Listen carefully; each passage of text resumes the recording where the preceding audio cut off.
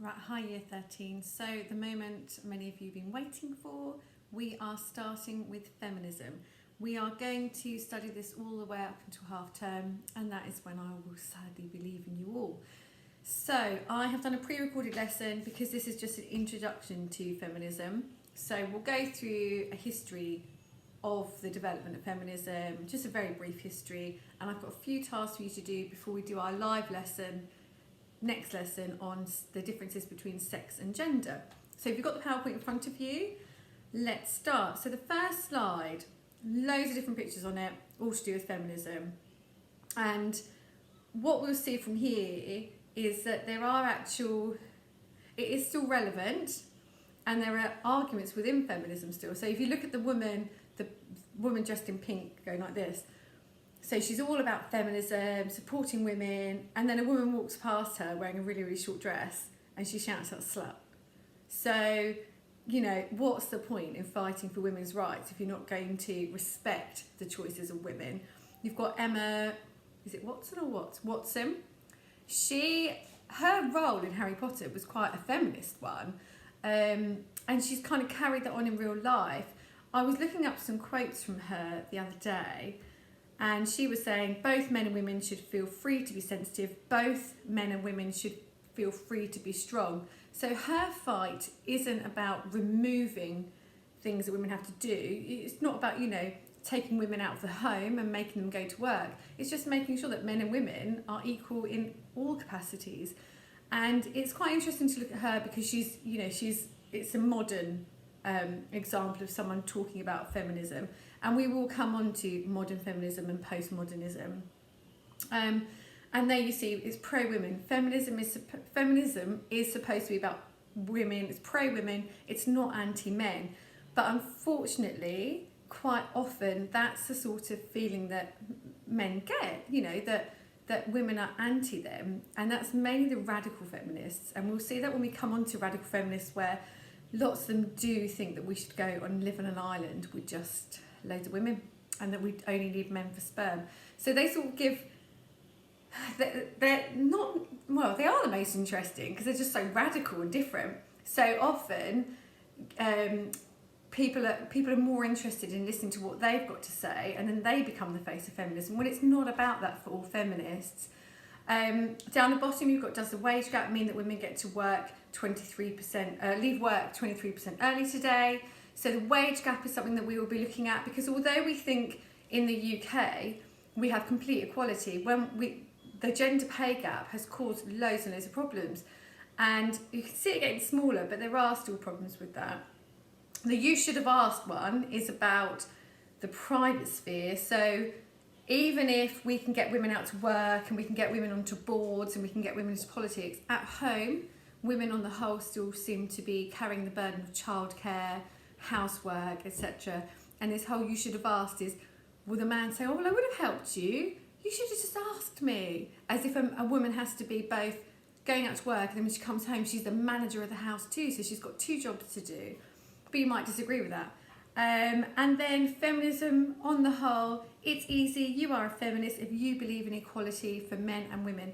And that's what we should bear in mind. That's what feminism is all about. It's not about being anti-men, it's just about women wanting to be equal and have the same rights. So let's go through. If we go to slide 2, we can see Pat Robertson. He's an American, he's very, very right-wing. And what he thinks about feminism is that it encourages women to leave their husbands, kill their children, practice witchcraft, destroy capitalism, become lesbians. But extreme, isn't it? So destroying capitalism, the reason why he thinks it would destroy capitalism is because if women go out to work, who will look after the home? It's a very, very old-fashioned, he's old, it's a very, very old-fashioned way of thinking. Leave their husbands. Well, why would you need a husband? You don't need them to look after you anymore. So he thinks it will encourage them to leave their husbands. I'm not quite sure what he was talking about when he was talking about kill their children. I think he must be talking about abortion. So if you have feminism, if you allow women equal rights over the control of their bodies, then they will ask for abortions. Practicing witchcraft, and then becoming lesbians, again. So he thinks he's listening to the radical feminists. So if you encourage feminism, then they won't need men anymore, and they'll just all go and live on a commune together and be lesbians. Okay, so that's Pat Robertson. This was wartime, the next one, so slide 3. So a poster about how they felt about suffragettes and suffragists wanting the vote. So you can see here what will happen when America's feminised. So you've got this, the hen that would have been laying the eggs. Sit on them yourself, old man, my country calls me. So basically they're saying, well, as soon as women get the same rights as men, there won't be anybody at home to look after things. How on earth will we cope? So again, it was just all this anti-women, anti-equal rights, because who on earth will look after us? Now, feminism is not a brand new thing. It's not something that developed just because of the war. It's been centuries old. If we go back, we go to Rebecca West. She says, I myself have never been able to find out precisely what feminism is. I only know that people call me a feminist whenever I express sentiments that differentiate me from a doormat or a prostitute. So she's saying, so I don't want to be walked all over, so therefore I'm a feminist. And she's sort of implying it's a pejorative term. It's not good to be called a feminist. Oh, right, you don't want to do that, so you must be a feminist.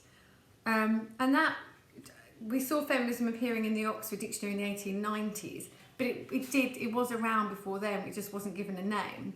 Virginia Woolf said the word feminism is the word indicated. That word, according to the dictionary, means one who champions the rights of women. Since the only right, the right to earn a living, has been won, the word no longer has meaning. And a word without meaning is a dead word, a corrupt word. So you can start to see that there are differences of opinion on how feminism should be viewed. The next slide says feminism it's been used in a sort of pejorative way, so that's a negative way. People say, so you've got here, people still say I'm not a feminist, but, and people do that. And if you have a look at these famous people here, so you've got Katy Perry in the middle, I'm not a feminist. You've got, I wouldn't go as far as to say I'm a feminist. That can come off as a negative connotation. So, we want to champion women, but we don't want to say we're a feminist because they know that they'll be attacked. That's not a good thing. So we ask these two questions: is feminism dead? And is it outdated? Is it something that people want to support anymore? And we will come back to those topics in the course. So, history of feminism. Now, religion has caused problems for women and women's rights, and feminists don't always get on with lots of religious elements. So religion, we saw that women that couldn't be married off were locked away in convents, and for some people that was seen as a prison. For others, they got to develop life skill. They could do drawing and painting and reflecting and piano. But it was all about you're there to procreate, you're there to get married to somebody, and if you can't do that, we're going to lock you away. That didn't happen to men. Men could be on their own. In the 11th century, Hildegard of Bergen was plagued by doubts of her unfeminine activities and wrote to Bernard of Clairvaux asking whether she should continue writing and composing. So just because she wanted to do something creative, she thought she wasn't being a woman and was worried about it, like it was some kind of mental illness. In the 16th century, we saw some women being allowed to be educated. There would have been richer ones. Jane Anger, she was an English author in the 16th century, and she saw Eve as superior to Adam because she thought that Eve was the new and improved model. So if you have a look at this slide, it says, Adam was shaped from dross and filthy clay. God made Eve from Adam's flesh, that she might be purer than him.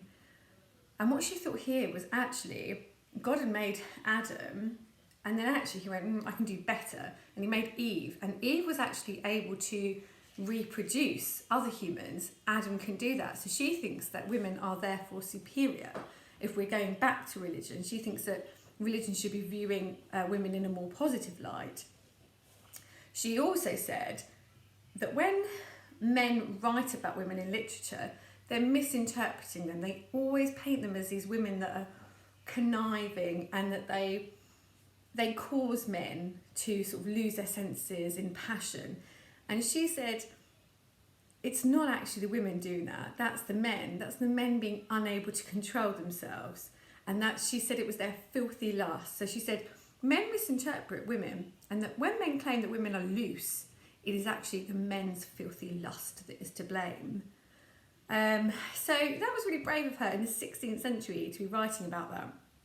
And against that, we had, we've got this quote, St. Paul, let your women keep silent in the churches, for it is not permitted for them to speak. If they will learn anything, let them ask their husbands at home, for it is a shame for women to speak in the church. So we can, you know, women were battling against this, and religion was so important at that time that it was really, really hard to battle against that. If we have a look at secular feminism, we move away from religion, we can see the monarch, Queen Elizabeth. Now, people would use her as a, you know, really strong role model. She wasn't going to be stuck cleaning, whatever else, but that's largely due to her position. You know, she didn't need to. She's the Queen. So Queen Elizabeth said, about Queen Elizabeth, Roger Ascham said, her mind was no womanly weakness, her perseverance equal to that of a man. So just because she was intelligent and spoke her mind, she therefore wasn't a woman, she was like a man. So that's not actually praising women, is it? It's saying, oh, because she can actually do these things, she must be like a man. As it, you know, women are inferior, men are superior. Queen Elizabeth said, I know I have the body of a weak and feeble woman, but I have a heart and stomach of a king, and King of England too. So even Queen Elizabeth viewed it that way, that her body was weak and feeble. And feminists now would disagree with that and say, look at, you know, women give birth. How on earth is that weak and feeble? And then around the sort of 17th century, we've got women's exclusion from learning was devised by men to secure their own contrived domination. They're saying that they didn't want women to be educated. If you start educating women, they'll start realising that they're stuck and that they're being controlled. So we don't want that to happen. If we move on to women in literature, one of the most famous feminists is Mary Wollstonecraft. And she wrote The Vindication of the Rights of Women. She attacked some of Burke's ideas, and she did accept that women are ignorant and lazy. She said, beauty is a woman's sceptre, the mind shapes itself to the body, and roaming round its gilt cage only seeks to adore its prison. So you'd think that she thought women were awful, but she was saying, but they've been made to be like that. Women, that's all they've got. They haven't been educated, so they have to be. They just have to be concerned about how beautiful they are. That's the only way to get them married off. Wollstonecraft also thought that marriage should be based on friendship, not passion. She thought that if we could have a marriage of friendship, then you'd have equal partners, and the only way to change society was to change the way that marriage worked, because at that time, when you got married, your husband would be your superior and you would have to follow whatever he said. You would stay, you know, you'd deal with the private things and he would speak for you in public. She said marriage is part of the political institution, and at the time marriage was the only way to get a glimpse of the public world. But ironically, once you were married, it pushed you more and more out of that public place, because you know you even took the man's first name, you know, you mean Mrs. William whatever. So so marriage was this political institution that caused problems. Coming on to the 19th century, Marion Reed, in A Plea for Women, wrote, womanly behaviour means good humour and attention to her husband, keeping her children neat and clean, and attending to domestic arrangements. So it doesn't sound like she has very high expectations of women there. Married woman has no rights over her own property. Even the produce of her own labour is at the disposal of her husband. Her children, as well as her fortune, are the property of her husband.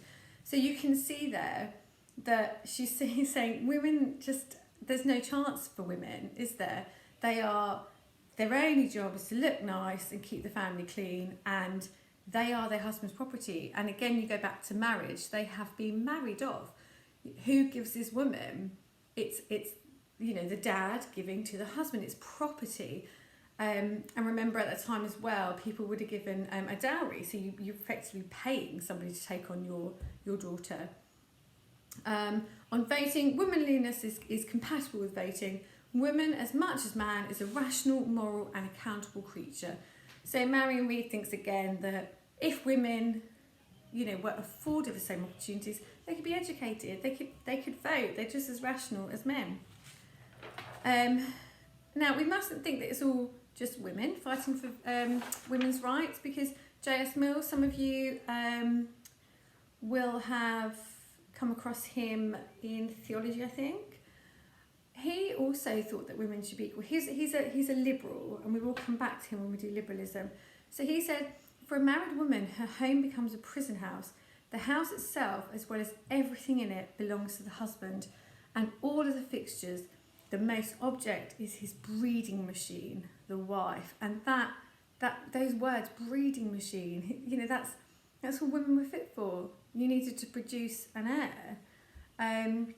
So Mill was writing at a time when women couldn't be educated and had to devote themselves to their families. He thought that women being subordinate was morally wrong. He thought, human beings should be equal, but also he thought that it was detrimental to the development of humans in general. He thought, we should be educating everybody. We should be giving everyone the same right and developing everyone. So he said, you only develop if you give everyone equal rights and equal opportunities to develop their talents. Now, we're coming, closer to where we are now. So suffragists in the 19th century, voting. So this is first wave feminism. Voting became the most important thing. Peaceful tactics weren't working though. They tried to write letters, petition. So we started to see them becoming a little bit more militant, and we looked at that in year 12 when we looked at the extension of the franchise. The word suffragette was coined in 1906 by the Daily Mail. It was a pejorative term, and suffragettes were the ones using militant action. Suffragists were peaceful. Suffragettes were the ones on hunger strikes, chaining themselves to things. We saw Emmeline Pankhurst. She founded the WSPU, which is the Women's Social and Political Union, and more militant actions. So if we go down to slide 15, you can see a picture of Emmeline Pankhurst being arrested. She was trying to give a petition to the king. This is one of the most famous pictures. So she was trying peacefully to petition the king and say, please, could women have the right to vote? That was her only option, because women were not allowed to enter parliament. So her only option was to go to the king, and she's being dragged away for a peaceful method.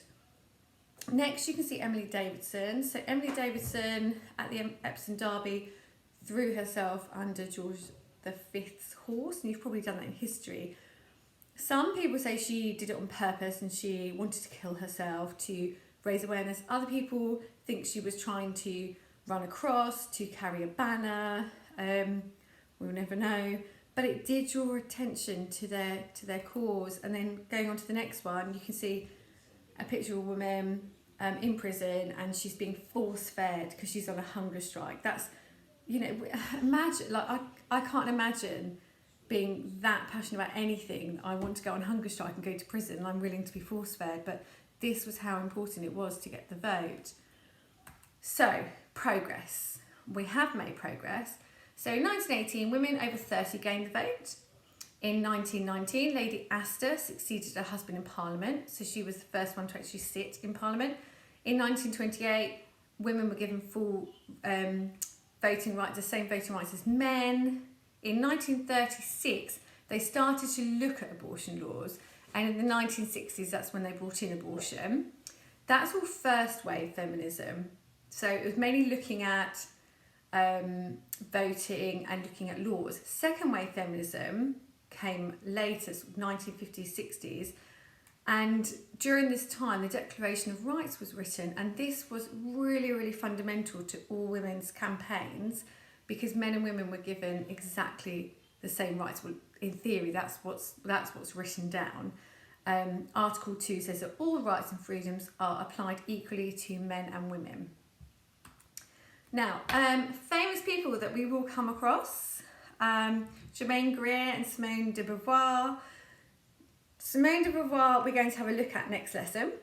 She says that woman has been denied full humanity, denied the right to create, to invent, to go beyond mere living, to find a meaning for life. Man remodels the face of the earth, he creates new instruments, he invents, he shapes the future. Woman is always an archetypally other. She is seen by and for men, always the object and never the subject. And most famously, she said, one is not born but becomes a woman.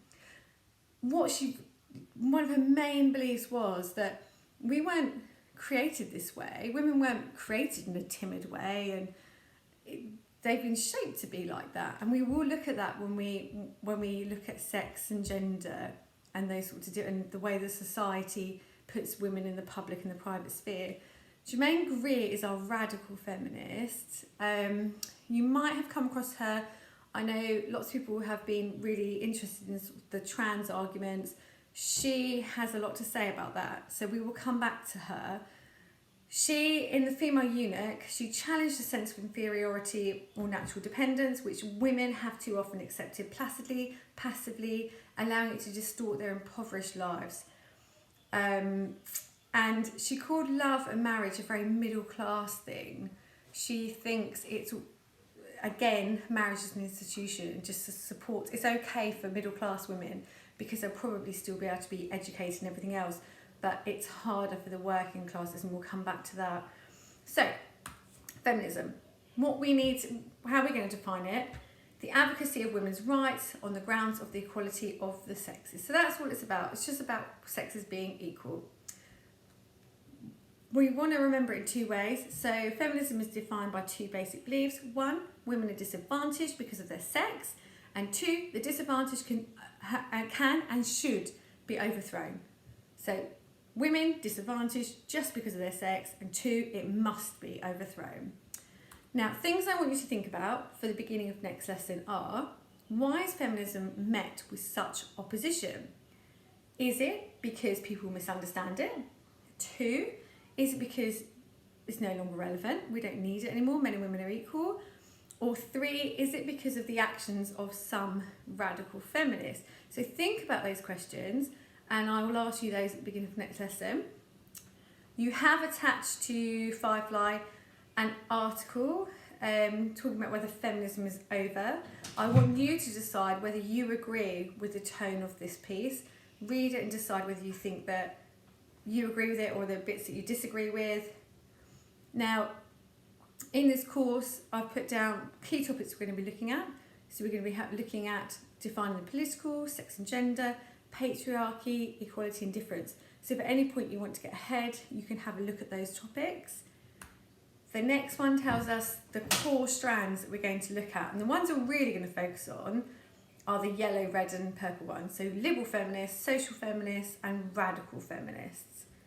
We've got a list of key thinkers that we'll look at. Now, if we were doing the exam for the exam board in August, we would be really restricted to certain people. But we're going to be able to look at lots and lots of different feminists, which is much more interesting, much easier as well. So here's a list of some of them that we'll look at.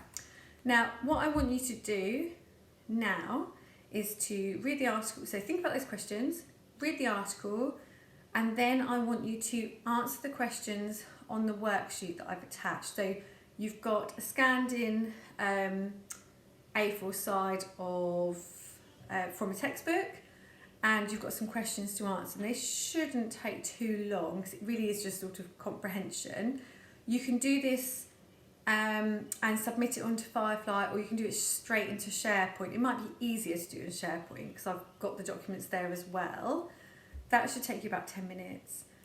If you would like to read the following before next lesson, you can. So we've got some articles about, there's this tension between the trans community and feminists. So this one, don't call pregnant women expectant mothers as it might offend transgender people, says the BMA, the British Medical Association. And then we've got a whole discussion about what different people think about that. So have a look at that. And then also what we've talked about before at the end about the fact that we had Donald Trump signing away the rights to women to have abortions in other countries if it was funded by American money. But in the picture, the most controversial thing there is it's just all men standing around deciding about how women's bodies are viewed.